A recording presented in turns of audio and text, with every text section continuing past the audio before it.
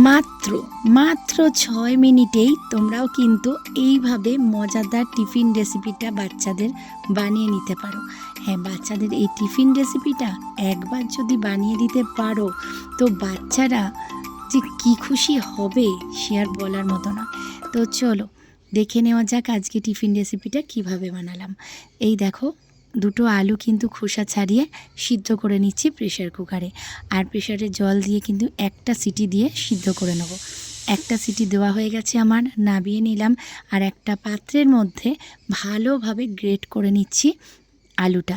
আর এমনভাবে গ্রেট করতে হবে যেন একটুটুকুও দানা না থাকে, ঠিক আছে? খুব সুন্দর করে। তোমরাও এটা মিক্সিতেও গ্রেট করতে পারো, কোনো অসুবিধা নেই, মিক্সিতেও গ্রেট করে নিতে পারো। আমি কিন্তু এটা গ্রেটারে গ্রেট করে নিচ্ছি।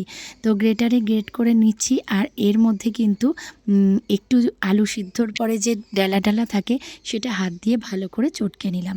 নেওয়ার পরে দুটো ডিম এর মধ্যে ভেঙে নিতে হবে। দুটো ডিম দেখো ভেঙে নিচ্ছি। আর এই দুটো ডিম দেওয়ার পরে ডিম আর আলুটাকে আরও ভালো করে কিন্তু মেখে নিতে হবে।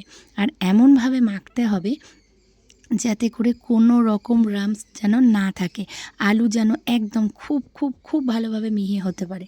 এটা তোমরা হাত দিয়েও যদি না হয় তো তোমরা এটা মিক্সিতেও কিন্তু গ্রেট করে নিতে পারো বন্ধুরা। আর এরপরে দেখো একটু নুন দিয়েছিলাম। আর এরপরে দেখো 1 কাপ মতন নর্মাল টেম্পারেচারে থাকা দুধ দিয়ে দিলাম, ঠিক আছে? একদম গরমও দেওয়া যাবে না, আবার একদম ঠান্ডাও দেওয়া যাবে না। তো দুধ দেওয়ার পরে আবারও ভালো করে এটা মিশিয়ে নিলাম। নেওয়ার পরে দেখো কুচানো পেঁয়াজ দিতে হবে, আর কুচানো লঙ্কা আর কুচানো টমেটো আমি দিলাম। একদম মিহি করে কিন্তু কুচাতে হবে, খুব খুব ভালো করে, যাতে এটা কিন্তু স্যান্ডউইচের মধ্যে যাবে। তো সেই কারণে। আর এদিকে একটু দিলাম চিলি ফ্লেক্স আর দিলাম গোলমরিচের গুঁড়ো। এগুলো সবগুলো দিয়ে আবারও ভালো করে মিশিয়ে নিলাম। আর এইবারে হচ্ছে ব্রেড নিয়ে নিয়েছি, দেখো একটু বড় সাইজের স্লাইস ব্রেডগুলো, সেই ব্রেডগুলো নেওয়া হয়েছে। এবারে একটা একটা করে ব্রেড কিন্তু ওতে ডুবিয়ে নেব। তার আগে কিন্তু ফ্রাই প্যানটা বসিয়ে দিলাম। আর অবশ্যই অবশ্যই করে কিন্তু সর্ষের তেলে এই রেসিপিটা করতে হবে। এই রান্নাটা কিন্তু অবশ্যই সর্ষের তেলে করতে হবে। সর্ষের তেল একটু গরম হয়ে গেছে। এবার দেখো ব্রেডগুলোকে ভালো করে ওই ব্যাটারের মধ্যে কিন্তু আমি ভালো করে চুবিয়ে নিয়েছি। নেওয়ানোর পরে কিন্তু এবার দেখো দুটো করে ব্রেড আমাকে দিতে হবে কিন্তু এর মধ্যে, ঠিক আছে? দুটো ব্রেড আমি দিয়ে নিয়েছি। আর ভালো করে ভাজতে হবে, যেহেতু এতে আলু দেওয়া, তো এই ব্রেডের মধ্যে এটার মধ্যে আলু দেওয়া, তো সেই কারণে কিন্তু ভালো করে ভাজতে হবে, কেননা ভেতরটা যাতে নরম নরম না থাকে। দু পিঠ ভালো করে ভেজে নিতে হবে।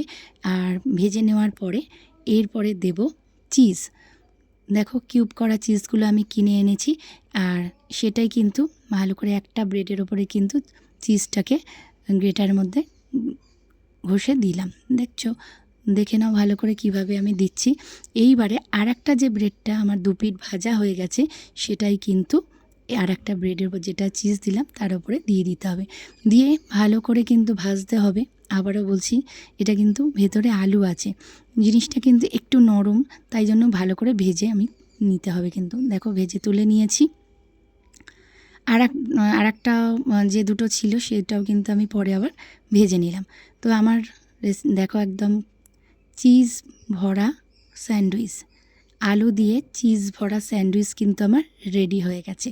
তো কেমন লাগলো রেসিপিটা অবশ্যই জানাতে ভুলো না। আর তোমরাও একবার ট্রাই করে দেখো এইভাবে। আর কেমন হলো অবশ্যই কমেন্টে জানিও, লাইক কমেন্ট শেয়ার করে দিও। টাটা।